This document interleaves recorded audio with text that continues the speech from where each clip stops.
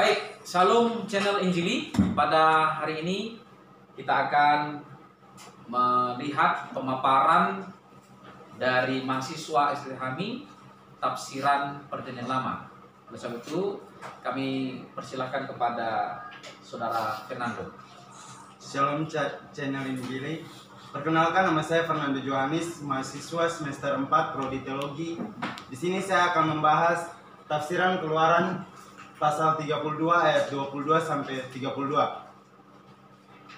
dengan judul perikop anak lembu emas. Di sini yang pertama saya bahas ialah kita melihat secara latar belakang atau konteks dari kitab Keluaran ini.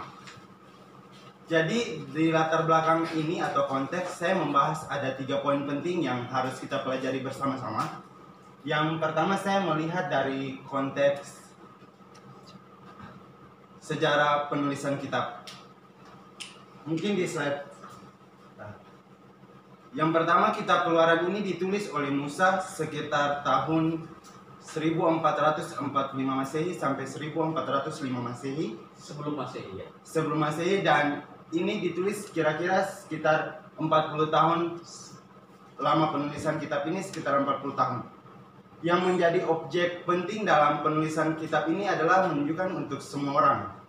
Jadi untuk semua orang, untuk orang percaya diwajibkan untuk membaca dan merenungkan firman ini dalam kehidupan sehari-hari. Terus yang kedua ada pembahasan mengenai tokoh.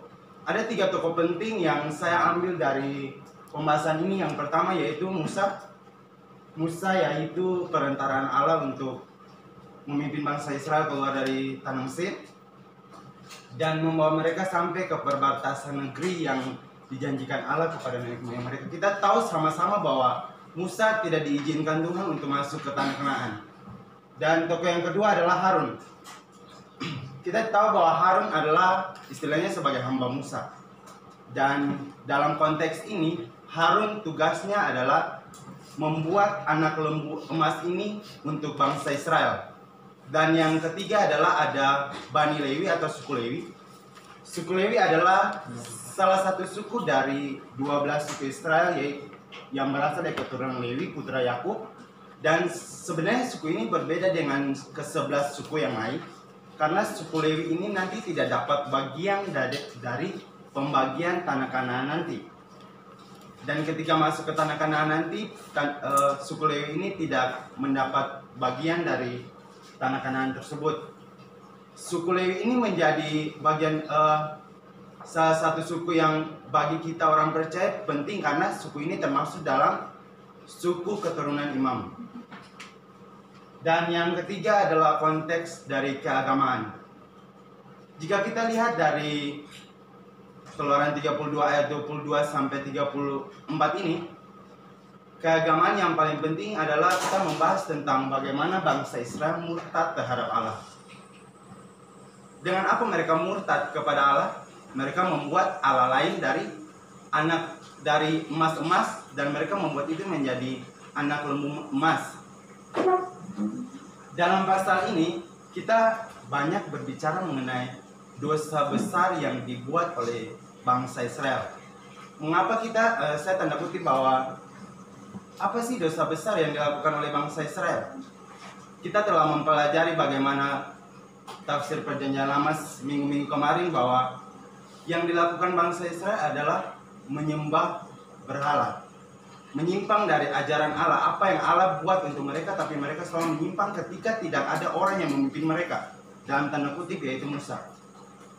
Jadi pada saat itu mengapa bangsa Israel membuat anak lembu emas ini untuk menjadi Allah lain? Karena pada saat itu Musa turun dari Gunung Sinai dan mereka ada di dalam kendali Harun. Slide yang berikutnya. Ketika saya belajar dan saya membaca dan saya meringkas ini, kita mengambil jenis teks atau genre.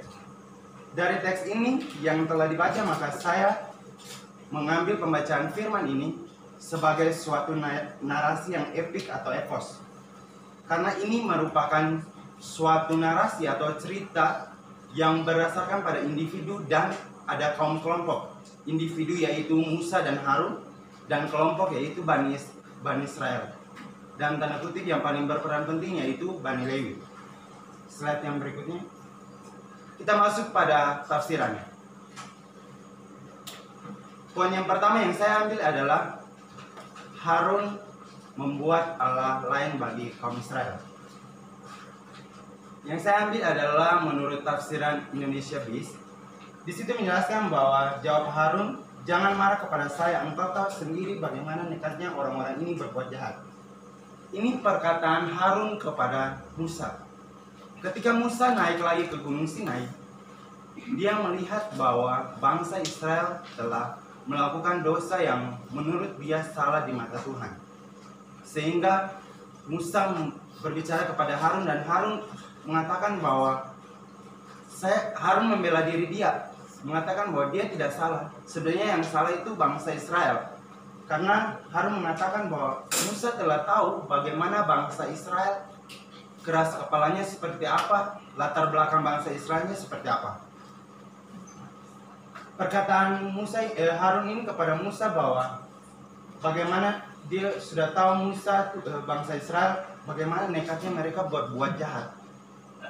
Jadi roda berputar bangsa Israel seperti yang sudah dijelaskan oleh Pak Junior, bahwa ketika ada pemimpin yang memimpin mereka, mereka tekun dalam pelajaran itu. Mereka tekun pada hukum Taurat, mereka tekun pada hukum Allah. Tapi ketika pemimpin itu tidak ada bersama-sama dengan mereka, maka mereka saking nekatnya mereka akan terus berbuat dosa.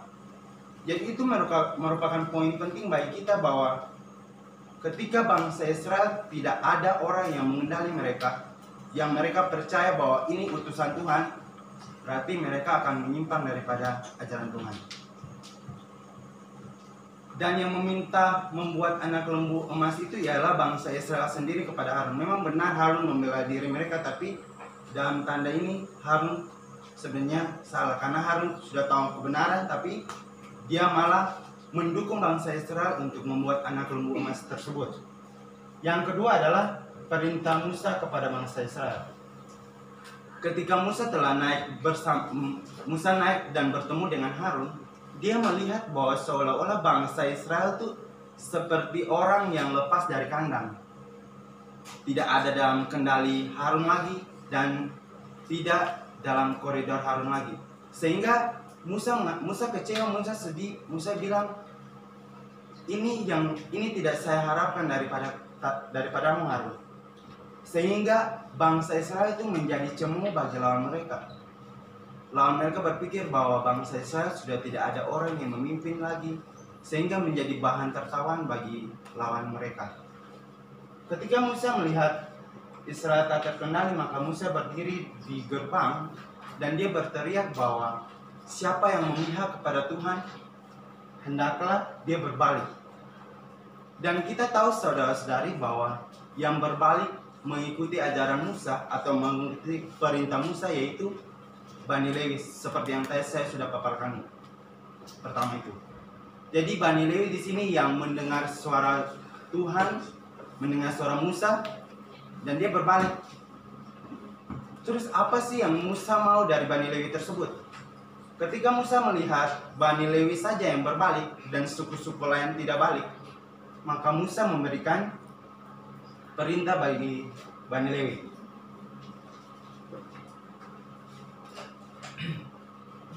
Yang ketiga adalah ajakan Musa agar Bani Lewi berbakti kepada Tuhan dan mendapat berkat. Ketika Musa memanggil Bani Lewi di depan gerbang tersebut, Musa memberi perintah kepada mereka bahwa semua orang yang ada di tempat itu harus dibunuh, dan itu dilakukan oleh Bani Lewi. Dan pada ayat 27 tadi mengatakan bahwa ada 3.000 orang yang mati dan dibunuh oleh Bani Lewi. Musa mengatakan hal ini kepada Bani Lewi agar selalu berbakti kepada Tuhan supaya mereka mendapatkan berkat yang berasal daripada Tuhan. Yang berikutnya, inilah maksud dosa besar yang dilakukan oleh bangsa Israel pada ayat 30 dan 31. Dosa besar dalam bahasa aslinya yakni a great sin, atau gadol khatau dalam bahasa Ibrani. Dosa yang besar ini dimaksud ialah penyembahan berhala atau menyembah kepada Allah lain. Orang Israel dari zaman perjanjian lama berhubungan dengan orang Kanaan, Mesir, Babel, dan bangsa-bangsa lain yang menyembah kepada ilah-ilah palsu. Sehingga ini menjadi konteks penting bahwa Allah selalu mengingat mereka untuk tidak mengikuti suku-suku yang tadi.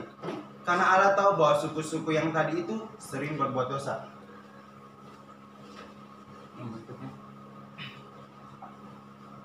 Dan pada ayat yang poin yang terakhir ialah Musa mengadakan pertemuan dengan Tuhan.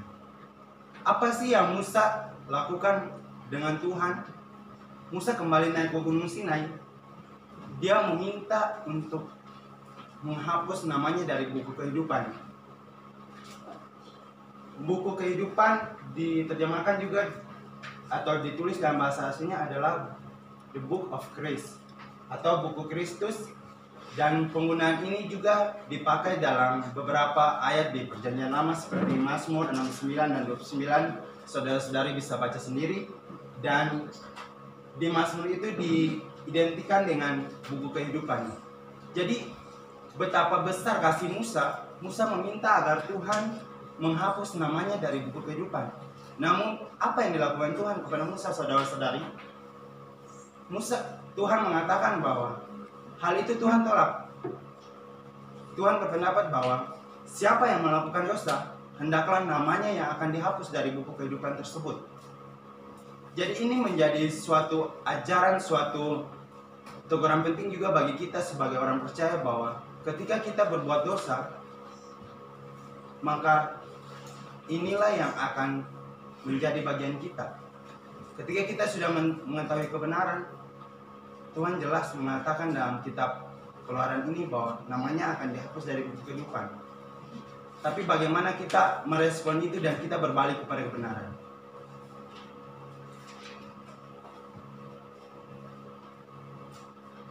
Demikian presentasi saya. Apakah ada pertanyaan dari sanggahan dari? Terima kasih buat Saudara Fernando, pemaparan yang baik. Ya, mungkin ada beberapa hal yang perlu ditegaskan kembali. Ya, tadi ada istilah dosa besar. Apakah di dalam Alkitab memang ada dosa besar, dosa kecil? Apakah memang ada apa pertimbangannya sehingga ada dosa besar disebutkan tadi menyembah berhala adalah dosa itu? Maksudnya bagaimana? So, agar orang-orang umat Kristen jangan salah paham. Seolah ada dosa besar dan dosa kecil ini. Mohon dijelaskan secara detail. Terima kasih. Dosa besar ini lebih mengarah kepada bangsa Israel karena hal ini terus berulang-ulang kali dilakukan oleh bangsa Israel sehingga ini menjadi bahasa aslinya, kita tahu bahwa bahasa aslinya adalah a great sin. Jadi ini adalah hanya mengarah kepada konteks bangsa Israel pada pasal 32. Jadi dosa besar itu adalah maksudnya penyembahan berhala gitu ya. Ya, kenapa kira-kira itu disebut dosa besar itu? Kenapa dalam perspektif Fernando? Kenapa penyembahan berhala itu disebut sebagai dosa yang besar? Apa kira-kira menurut kajiannya? Menurut pendapat saya, mengapa sih disebut sebagai dosa besar? Karena ketika Allah sudah banyak memberi ajaran, memberi peraturan untuk kita dan kita menyembah kepada Allah lain, kita tidak menghormati apa yang Tuhan katakan untuk kita, sehingga menurut pendapat saya menyembah berhala atau menyembah Allah lain itu adalah suatu dosa yang besar. Kita sudah mendukakan hati Allah, kita sudah berpaling dari ajaran Allah, sehingga kita sebagai orang percaya tidak semena-mena dalam melakukan penyembahan berhala tersebut. Ya, jadi dalam konteks PL ya, jadi maksudnya dalam konteks PL ini menyembah berhala itu merupakan dosa yang sangat-sangat memang menjadi concern bagi Tuhan, begitu ya kira-kira. Meskipun kita ketahui bahwa dosa itu sama saja, misalnya firman Tuhan berkata dalam PL juga kan sama, jangan mengambil istri ya, atau pasangan dari suku bangsa lain, itu juga dosa, ya kan? Tetapi berarti penekanan Fernando di sini adalah berbicara tentang penyembahan. Ya, kan? Berbicara tentang menyembah Allah yang lain, berarti ini benar-benar sesuatu yang sangat mendukakan Tuhan. Ya, itu berarti bukan berarti bahwa dosa besar, dosa kecil itu menjadi sesuatu yang ini, tetapi yang mau ditekankan di sini adalah penyembahan berhala itu, menduakan Tuhan itu merupakan sesuatu yang sangat konsen dan sangat Tuhan menentang itu. Ya. Walaupun sebenarnya peraturan-peraturan yang lain itu sama saja ya. Jadi maksudnya konsennya di situ ya. Oke, baik. Nah, berikutnya yang kedua, tadi Fernando menjelaskan bahwa Musa absen di tengah-tengah bangsa Israel. Yang ada di situ adalah Harun. Nah, jadi Fernando katakan ketika pemimpin itu tidak ada bersama-sama dengan mereka itu bisa hilaf, ya kan? Mereka bisa berbalik. Nah, tapi ketika ada pemimpin yang takut akan Tuhan, mereka bisa tetap setia kepada Tuhan. Nah, kita katakan bersama di sana ada Harun. Tetapi Harun tadi Fernando katakan Harun di sana tidak terlalu memposisikan dirinya menjadi seorang pemimpin yang jadi teladan di tengah-tengah bangsa Israel, tapi justru Harun ikut mempelopori pengadaan anak lembu emas. Jadi bagaimana Fernando melihat ini kategori karakteristik pemimpin Musa dan Harun ini? Bagaimana kira-kira? Apakah Harun ini bagaimana Fernando melihat Harun sehingga bisa tergoda juga begitu? Apakah ada mungkin ada nilai ketidaktegasan dari Harun atau bagaimana?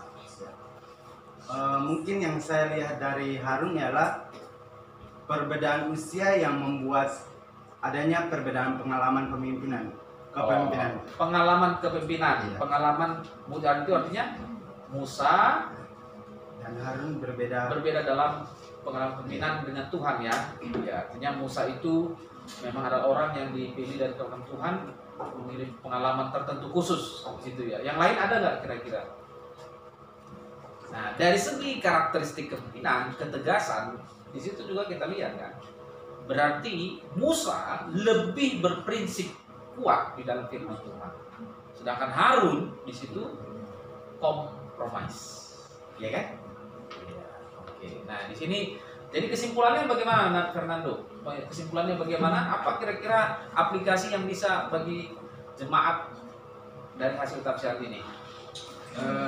Ya, terima kasih. Di sini saya mengambil kesimpulan bagaimana mengaplikasikan kita sebagai orang percaya berdasarkan tafsiran Keluaran 32 ayat 22 sampai 32 ialah kita sebagai anak Tuhan ketika harus menjadi pemimpin bagi diri sendiri. Ketika kita digodai oleh orang luar untuk melakukan sesuatu yang dianggap salah di mata Tuhan, maka kita bisa mengontrol diri kita bahwa ini salah. Kita harus berprinsip kuat bahwa apa ini salah, katakan itu salah. Ya. Kita harus berpegang pada itu. Yang seperti yang dikatakan dalam firman Tuhan juga, kalau salah, katakan itu salah. Kalau tidak, katakan tidak. Lebih dari itu berarti berasal dari baik. Wah, terima kasih untuk pemaparan Fernando pada hari ini. Berikan aplaus. Baik, demikian pemaparan tafsiran Fernando pada hari ini. Ya, salam Injilis. Salam Injili.